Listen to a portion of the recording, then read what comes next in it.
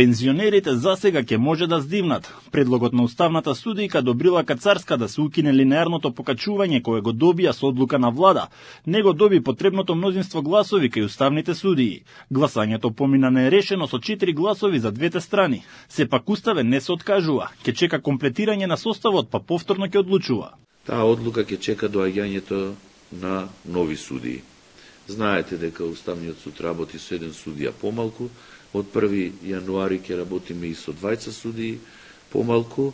Се надеваме дека и судскиот совет и собранието ќе си ја завршат навремено својата работа. Од друга страна, уставните судии не сакаат да се откажат од нивните желби за покачување на платите. Ставот на мнозинството на последната седница беше дека намалувањето на коефициентите што го направи собранието во февруари минатата година било мешање во нивната независност. Тие се уште остануваат тврди на нивните барања да се врати повисокиот коефициент за пресметка на платите, со што би добиле дополнителни 250 евра месечно.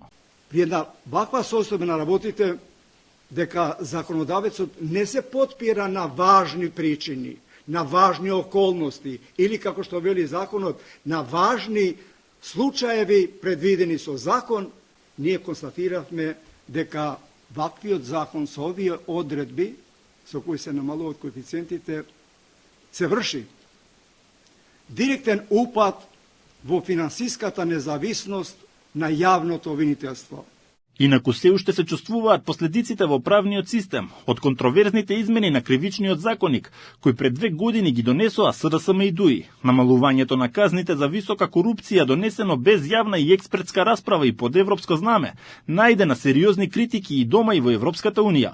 Уставен ја одложи расправата за ова прашање. Ќе чека собранието да ги донесе новите предлог измени.